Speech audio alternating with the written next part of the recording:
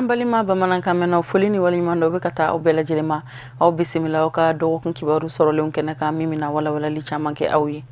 kuchala ka ofi no nyina nyonde me anin kerefeden keleli kalu ubara ukunchera yinno kene nyamgo ya kumbe kalu era den fabuloni o yankara moba asid sheriff Usman madani haydarai kafara mali ministry ka ministry musomeni o kachaw benendo tabulu ku nyana boli manga jamana kono anga je yango sorole nyamada Octobre kalo dogo kunanina kuchala akene buyana kwasebe nafa ani ankaramogo sedi sheriff Usman madan aidara yeli ale mi yara ye ni kalo inta ko mugan sabanan den fay no ye kuchala kaw ka nyogondeme ani kerefe den keleli kalo kuncheli keneyi anfa ani ankaramogo kerefe anga jamana ministry minga chekeda unyeshine no seko ani dunko konyoma ale kumbe nale yere fene de kuye ni kalo indo kun laban den bayi o sira kelen kan anga jamana ministry chaman yera kene kan ambe awla doniya kafo kabidi kuma mina anfa ani ankaramogo Seydi Sheriff Usman madan aidarabi don kene kono akumbe na jama fe ni nisonja ani farifoni ani anga jamana im national don lidali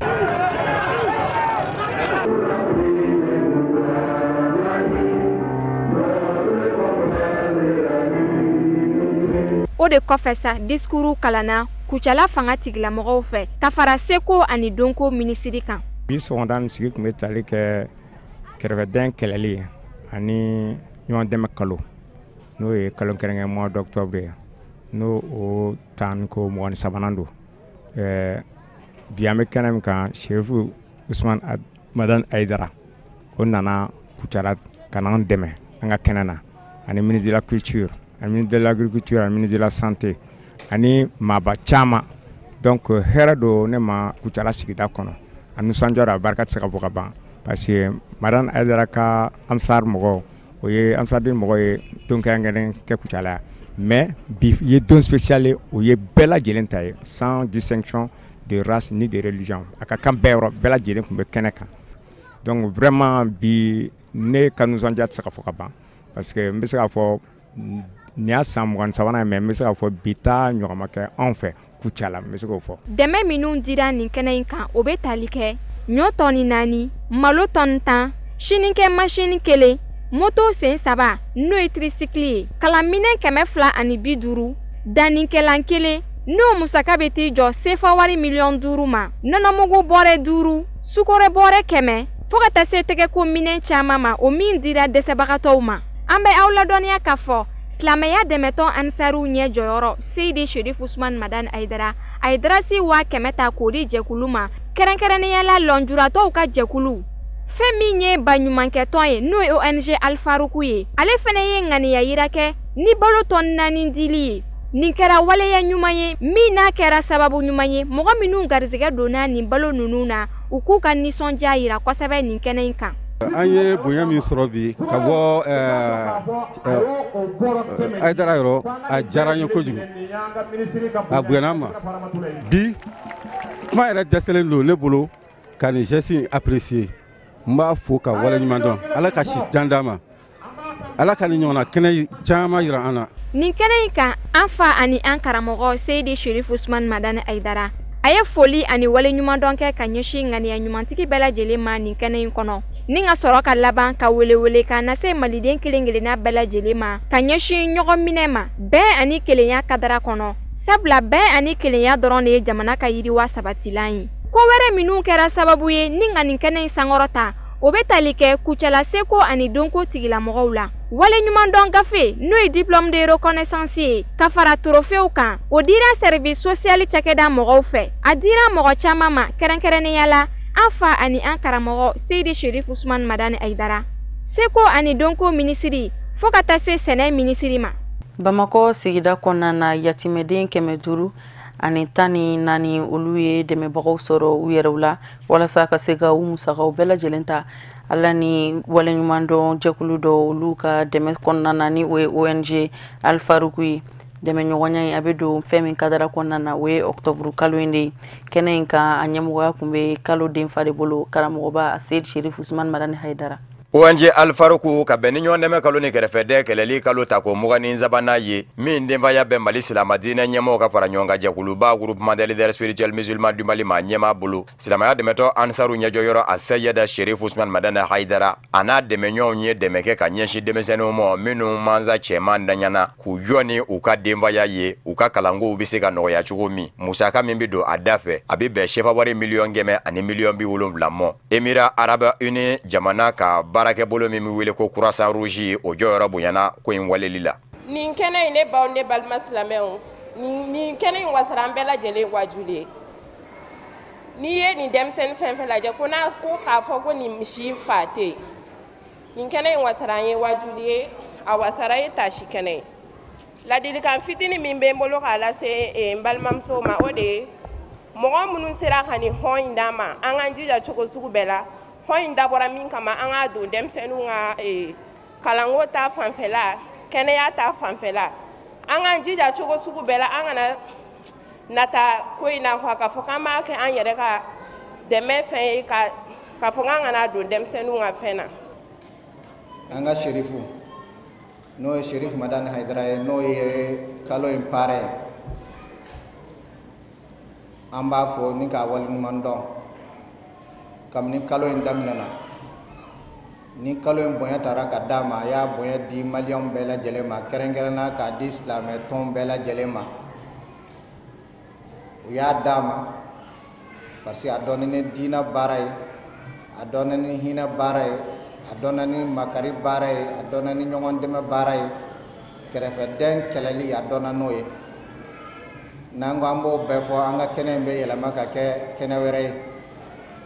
an bɛɛ lajɛlen b'a dɔn gɛlɛya min y'an ka jamana sɔrɔ n'o ye problème min kɛra an ka nord ko la a ye baara caman k'a la a dɔw la belebele a ye miliyɔn 100 fara ɲɔgɔn kan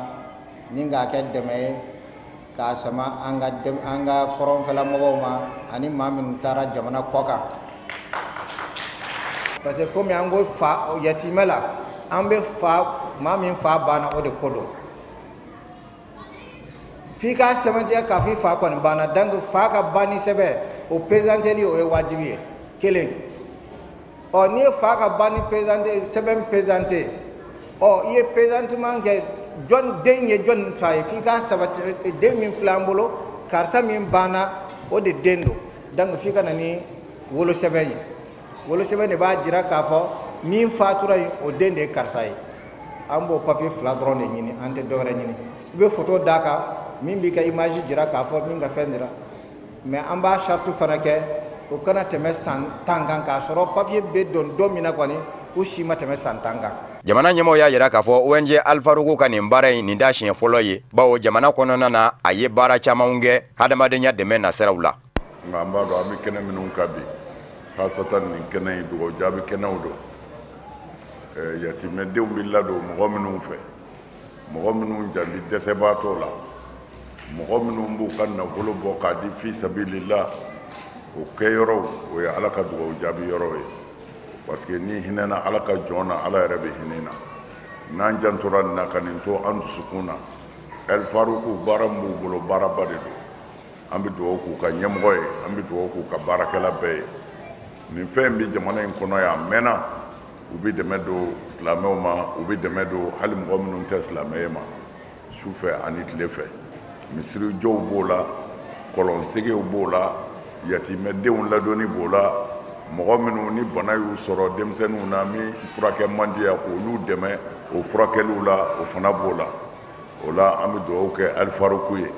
Alfaruku nin baara ɲuman ninnu jamana in kɔnɔ Ala k'a sabati olu yɛrɛ b'u ka ɲɛmɔgɔya la Ala k'u mɛn na Ala ka tɔgɔ duman d'u ma Ala ka baara ɲɛ u bolo. Saudiya jamana lasigiden min kun bɛ kɛnɛ kan a ye layidu ta k'a fɔ denmisɛnw sɛfawari dalasi 100 a bi o kɛ dɛmɛ ɲɛ ka ɲɛsin u ma ɲɔgɔn dɛmɛ kalo ni kɛrɛfɛdɛ kɛlɛli kalo ta ko mugani zabana denfa ni o ye a Seyida Cherif Ousmane Madana Haidara ye a y'a ka nisɔndiya jira ONG Alfaruku dɛmɛnikɛ jɛkulu a n'a cakɛɲɔgɔnw ka nin baara in na ni ka laban ka wele bila ka ɲɛsin silamɛw bɛɛ lajɛlen ma min bɛ se k'a to yatimɛw dɛmɛni o bɛ se ka kawuriya an ka jamana kɔnɔ kɛnɛ in ka denmisɛnninw ye ɲɔgɔlɔ dɔ fana jira min bɛ se ka hali bi bi yatimɛw dɛmɛ ni dusu don mɔɔw la nafolomugu min fɛnɛ bɛna kɛ ka denmisɛnnin ninnu dɛmɛ sɛfa wari miliyɔn 100 ani miliyɔn 70 sɛki fɛnɛ jɛra la bɛɛ lajɛlen la.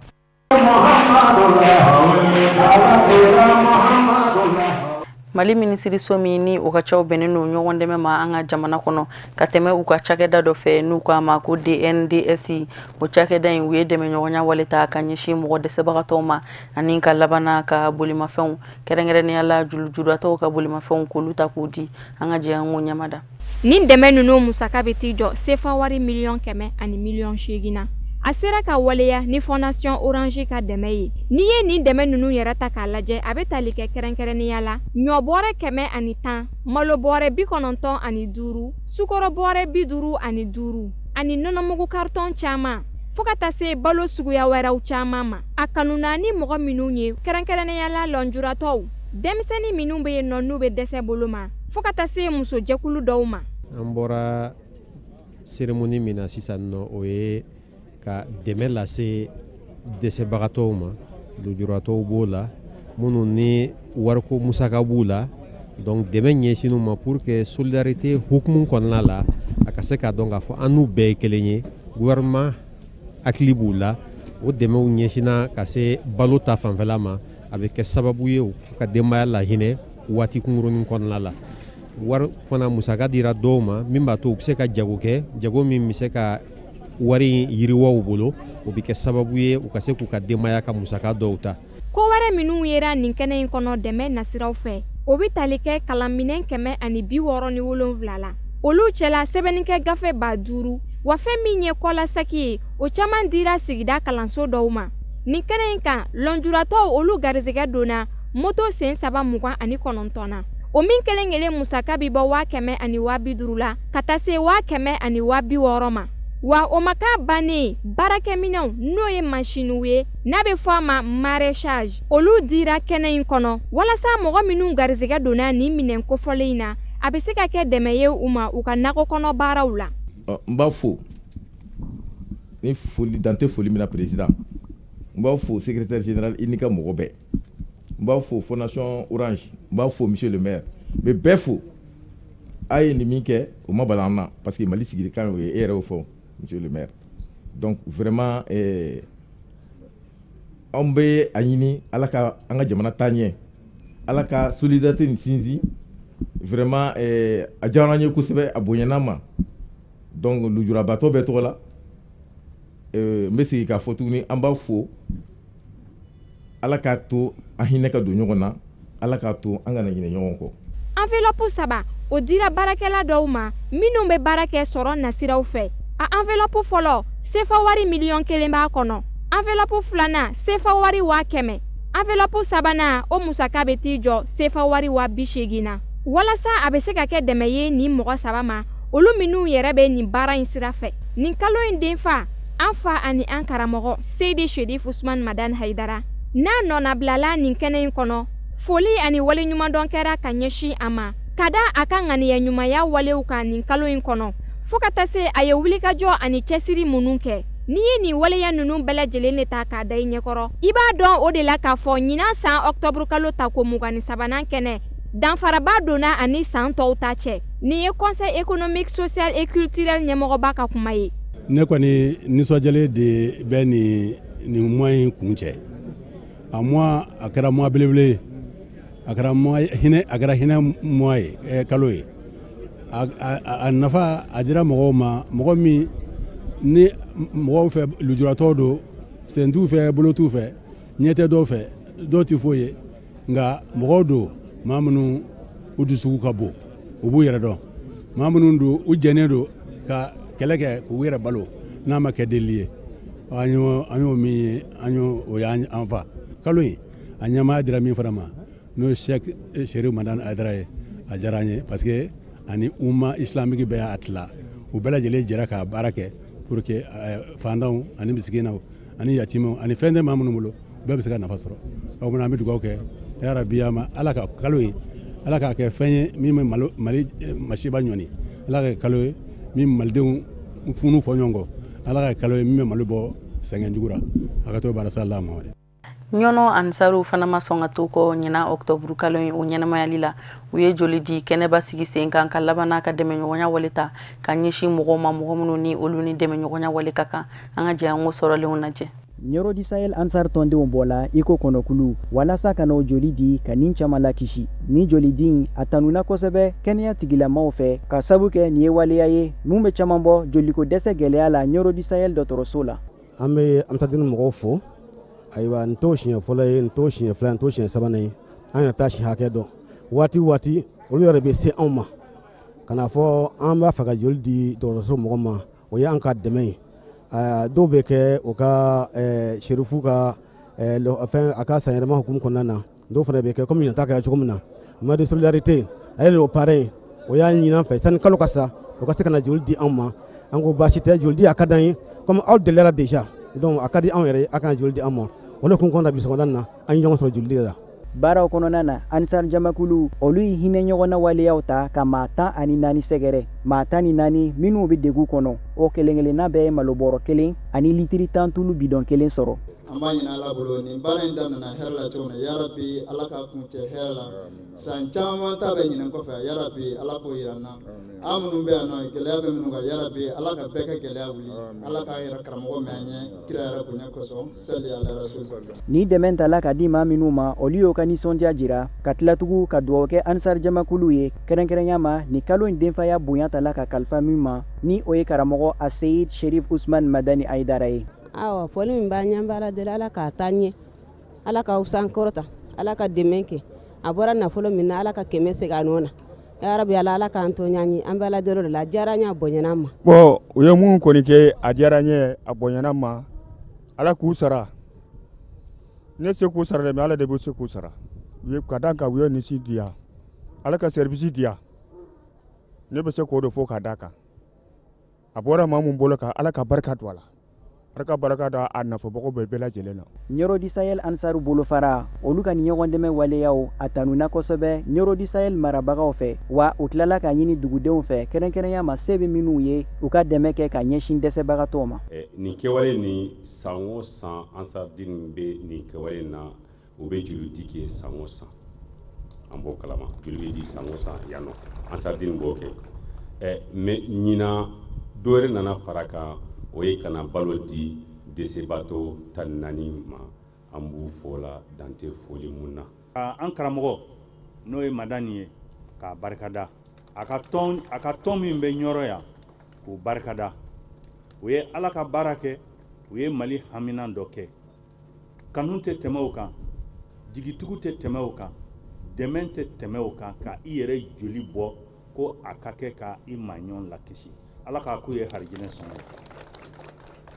alhamdulillahi rabbil alamin o bɛɛ tɛmɛlen kɔfɛ ayiwa bi o ko an ka ɲɔgɔn sɔrɔ nin kɛnɛ in kan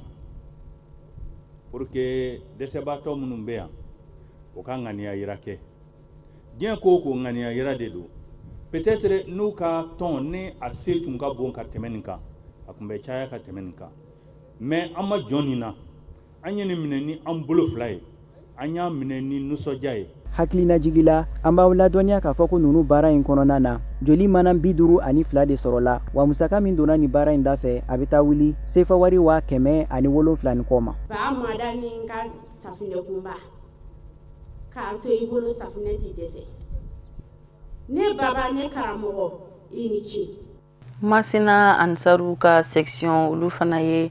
kɛnɛ sigi sen kan walasa ka dɛmɛba kɛ ka ɲɛsin mɔgɔ dɛsɛbagatɔw ma ani ka labana ka joliba di Octobre kalo o kadara kɔnɔna na walasa k'u karamɔgɔ kunna wolo an ka jɛ an k'o lajɛ ɲɔgɔn dɛmɛ ani kɛrɛfɛden kɛlɛli kalo hukumu na ansar dini ka section bɛ Masina u ye dɛmɛ ta ka ɲɛsin dɛsɛbagatɔw ma k'a kɛ dɛmɛ ye u karamɔgɔ n'o ye Asir Sherif Usman Madani Haidara ye bawo kalo bonya a taara ka di ale de ma jamana ɲɛmaw fɛ o baaraw kɛra Masina section fɛ ka bɛn dimanche don ma n'o bɛnna Octobre kalo tile 29 ma u ye dɛmɛ don ka taa dɛsɛbagatɔw ma ni malo bɔrɔ 50 ani tulu litiri 250 ani donfiniw k'o kɛ dɛmɛ ye ka ɲɛsin dɛsɛbagatɔw ma Masina faamaw bɔra a dugutigilakaw a n'a karamɔgɔw bɛɛ lajɛlen nana kɛnɛ in ɲɛnamaya k'u ka nisɔndiya yira kɛnɛ kan mana Masina section a ye min sɔrɔ bonyana ka di an karamɔgɔ ma k'a di misikinaw ma k'a di fantanw ma k'a di dɛsɛbaatɔw ma u k'u nisɔndiya n'a ye ka sanga n'a ye ko kalo in de denfaya tara ka di anw karamɔgɔ ma n'o ye aseyida Sɛki Siri Usumani Madani Hayidara ye. Alakira kisi nɛɛma ba ka kuranɛ jiginna kan san 20 ani san 3 de kɔnɔ ni Mali y'a ka ɲɔgɔn dɛmɛ san 23 n'a di Sherifu Usumani Madani Hayidara ma Mali ye kuranɛ de baara. O kuma ni Sherifu Usumani Madani Hayidara n'a ka mɔgɔw n'u k'u bɛ dɛsɛbaatɔ dumuni ka yatimɛ dumuni kuranɛ ko Hayidara bɔra o de la yutimuna ta'ama ala hubbihi miskinan wa yatiman wa asira inama nuti'imukum liwajhillahi la nuridu minkum jazaan wala shukura. A fɔra Sherifu Usumani Madani Hayidara mɔkɛ de ma n'o ye Seydina Aliyu ye.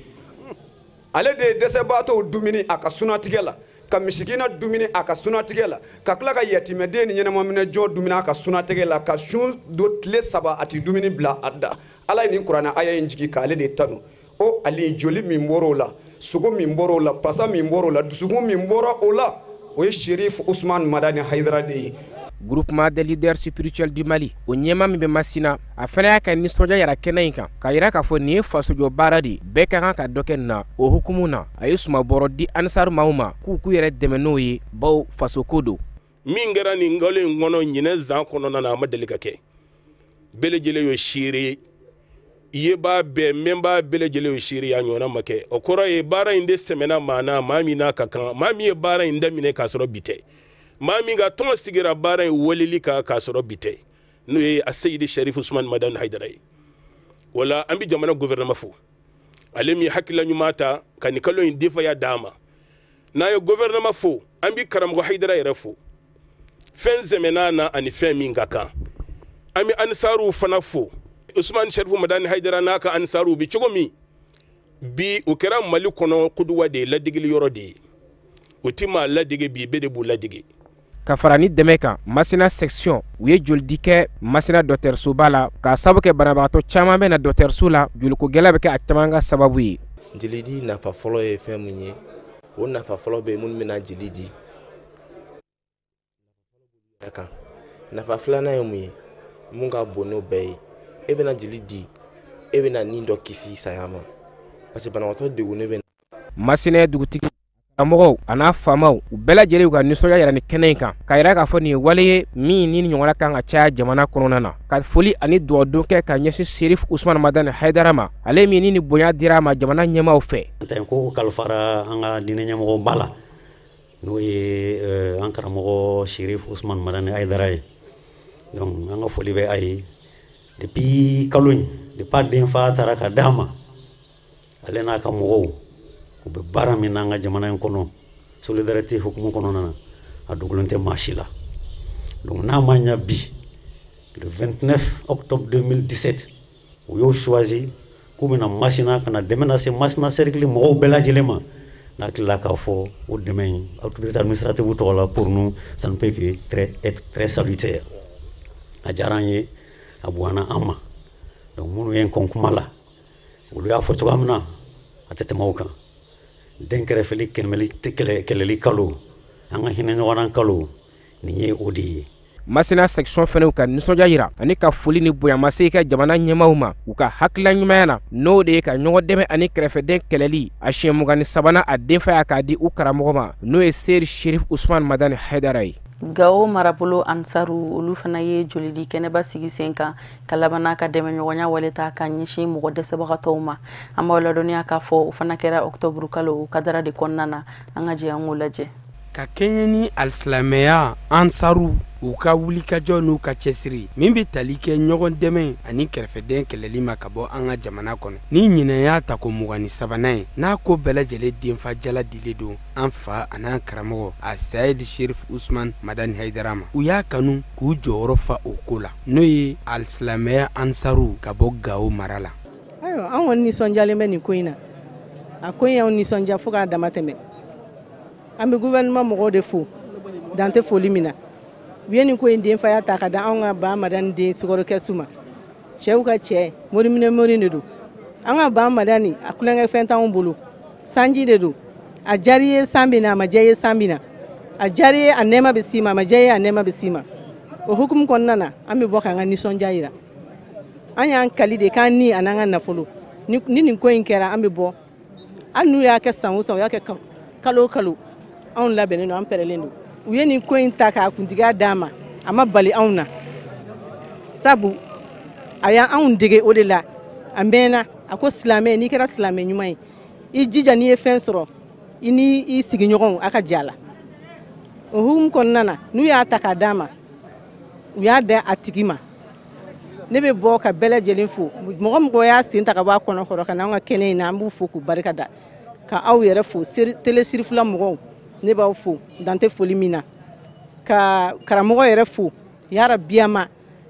ala k'a mɛn an kɔrɔ. nin dɛmɛ min tali filɛ ka ɲɛsin dɛsɛbagatɔw ani cɛsamusow n'a sababu ɲuman ye alisilamɛ ansaru Gao mara kɔnɔ a bɛ tali kɛ malo tɔni 5 min dira fi sabidilahi rasulu min bɛna kɛ sababu ye ka bɛn bolodi ɲɔgɔn ma sigi ka fɔ k'o sabati Gao kɔnɔ ka tila ka bunahadamadenya sigi fɛ ani ɲɔgɔn dɛmɛ ani kɛrɛfɛden kɛlɛli ma ka bɔ an ka jamana kɔnɔ.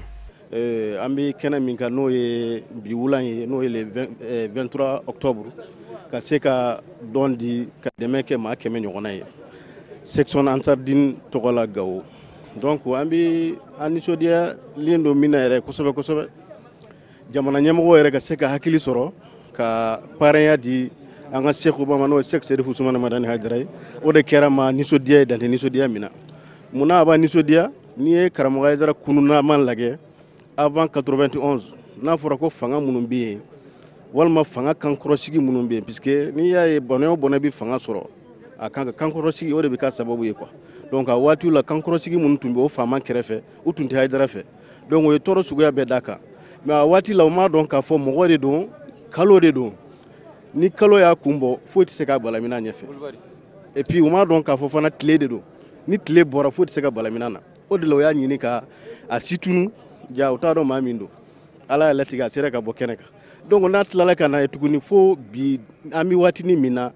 diɲɛ faama minnu bɛ yen u tɛ se ka foyi kɛ jamana kɔnɔ n'u m'u adressé an ka Seku la n'o ye Seku Serifu Usumani Madani Haidara ye o ye ɲɛta de ye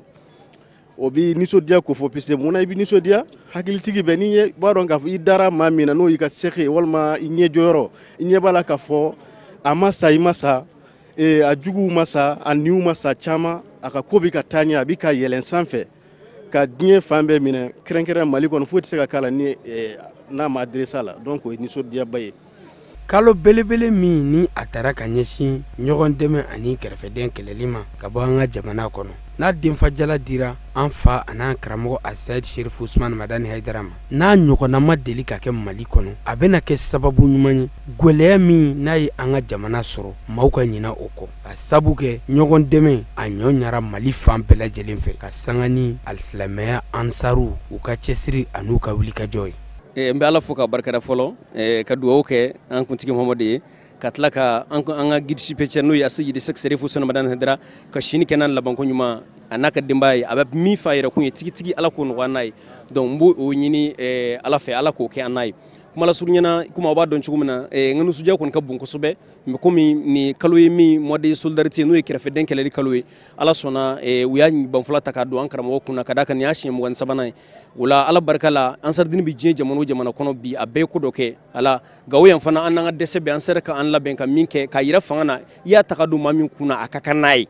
a ka kan n'a ye o ka sɔrɔ an ye nin kɛrɛkɛrɛ k'a kɛ donc o la an ye joli di kɛ n'i y'a ta k'a lajɛ dimanche don sɔgɔmada fɛ an ye joli di ba kɛ hôpital la an wasara n'a ye kosɛbɛ o ko tɛmɛnen fana kɔfɛ bi an ye malotila in kɛrɛkɛrɛ kun jumɛn kama ka dɛsɛbagatɔ ni fantanw dɛmɛ n'i y'a ta k'a lajɛ kɛrɛ 133 na ɲɔgɔn 1,224 a bɛɛ cira an ka hinɛ ɲɔgɔn na an ka ɲɔgɔn to ɲɔgɔn danbe la an ka to hɛrɛ ni basigi ni hakilisigi kɔnɔ silamɛya dabɔra min kama dɛ an karamɔgɔ bɛ kun o yɛrɛ de ɲɛda ɲuman yira mɔgɔw la wa an fana b'o nɔfɛ tugu de la fo ka taa se an ka kaburu ma ka d'a kan an ye layidu min ta n'o de an ni n'an ka nafolo ye a tɛ sansi hali sɛgɔni kelen donc kuma lasurunyana dɔrɔn nisɔndiya n'i ko n ka tasuma fa sisan ni nuji m'a fa n daji b'a fa n kɔntan ye don n wasalen don nisɔndiyalen don wa n bɛ se ka waso ni nin karamɔgɔ min ye dan si t'a la quoi donc o de ka sɔrɔ n bɛ aw fo nisɔndiya kɔni n bɛ kuma sonsoro dɔrɔn n ɲininkali bɔ bolo n tɛ vraiment nisɔn ka di. ɲinan ta n'o y'a ta ko 23nan ye n'a dakun tun ye ɲɔgɔn dɛmɛ o ka kɛ sababu ye ka bɛn ani kelenya o sabati Mali kɔnɔ o faamuyana kosɛbɛ alisilamɛya ansaru fɛ ka bɔ Gao kɔnɔ ka sabu kɛ u ka cɛsiri a n'u ka wulikajɔ ye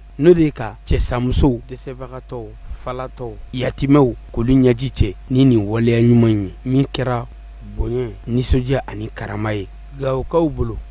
Mali minisiri min ni o ka caw bɛnnen do usine ko ɲɛtaga ma an ka jamana kɔnɔ a ye kunnafoni di kɛnɛ dɔ ɲɛnɛmaya a ka minisiri so yɛrɛ dagayɔrɔ la walasa ye cogo min bi an ka jamanakuntigi Elhaji Ibrahim Boubacar Keita a n'a ka gouvernement jamakulu bɛɛ lajɛlen bolo ka ɲɛsin usine ko doni ma ba la ka walawalali kɛ olu ɲɛla kunnafonidilaw bɛɛ lajɛlen ɲɛkɔrɔ an ka jɛ an k'u lajɛ. Mali jamana ka ɲɛtaa tɛ sabati bada fo usine ko ka ta ka don ba la ani k'u baara bolodalenw bɛɛ lajɛlen la waleya teliya la. O de kama an ka jamanakuntigi Elhaji Ibrahim Boubacar Keita a ka yeta baara minnu bɛ ka ɲɛsin usine ko ma an ka jamana kɔnɔ olu baaraw kɛra gafe minnu bɛna tali kɛ a lawaleyali baaraw kofɔli kan. Nin kunnafoni di kɛnɛ in a sigira o de kama ka kunnafonidilaw wele ka ɲɛfɔli kɛ u ye walasa bɛɛ lajɛlen bɛ se ka bɔ kibaruya kalama kibaruya min ni o bɛ tali kɛ an ka jamanakuntigi n'a ka gouvernement ka yecogo kan ka ɲɛsin usine kow ɲɛta sabatili baaraw ma. A kuma de sera sisan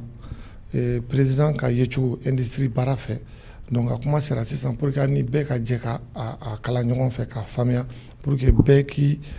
faamuyali sɔrɔ a la parce que président ka vision y'o de a yecogo. Donc an y'a di aw ma journaliste ma, an y'a di industriel ma, an y'a di bɛɛ ma pour que an ni bɛɛ ka jɛ ka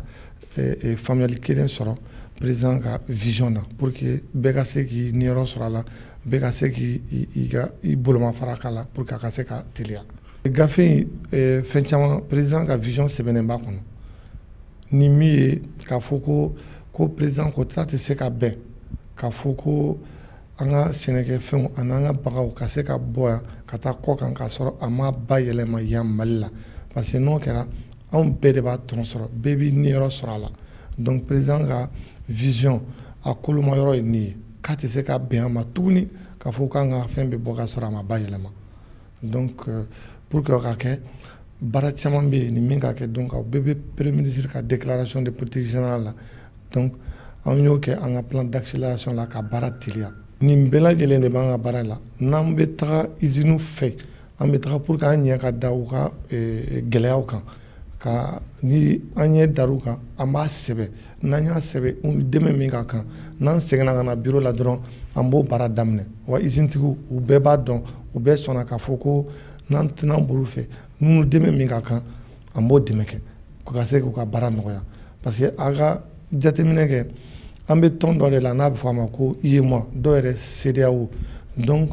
n'a a bɛ se k'a fɔ ko fadenya jugu tɛ quoi mais fadenya min don bɛɛ bɛ fɛ mɔgɔ si tɛ fɛ ka to kɔ bɛɛ bɛ fɛ ka taa ɲɛ donc an b'o baara de la donc fo an k'an senna teliya sinon a tɛ se ka ɲɛ donc o de la président b'a fɔ an ɲɛna n'aw taara yɔrɔ yɔrɔ n'aw taara mɔgɔ fɛ n'aw ye min fɔ a tigi ye a k'a bɔ a sira fɛ ne bɛ nin fɔ n ka kuma bɛɛ la parce que président b'a fɔ wa a ɲɛ b'an na donc a b'a dɔn k'a fɔ ko n'a ye min fɔ an k'a bɔ a sira fɛ dɔw bɛ daminɛ sisan dɔw bɛ kalo 3 dɔw bɛ taa san 1 na donc a bɛɛ tɛ kɛ kuma kelen an b'a bɔ ɲɔgɔn kɔrɔ. An ka jamana maa ɲɛmaaw ka yecogo gafe kɔnɔna na ka ɲɛsin usine kow ma baara bolodalen caman de b'u ŋaniya la k'a da ɲɛnɛmaya ani fana ka se ka u hakilinataw jɔ usine dɔw fɛ usine minnu ni olu datugunen don ka se ka olu dayɛlɛ ni u kun ye jamana ka kunnawolo koba ye ka fɛɛrɛ kɛ ka olu fana dayɛlɛni ani ka segin ka baaraw kɛ u kɔnɔ k'o fana bɛna ta ni ka don ba la. O de bɛ dansigi kɛ bi dɔgɔkun kibaru sɔrɔlenw na minnu sera ka fara ɲɔgɔn kan dɔgɔkun kɔnɔna na kunnafonidiso ɲɛmɔgɔso fɛ ka lase aw ma aw ni ce aw ka ɲamadaliw la aw k'an bɛn diɲɛ waati wɛrɛ.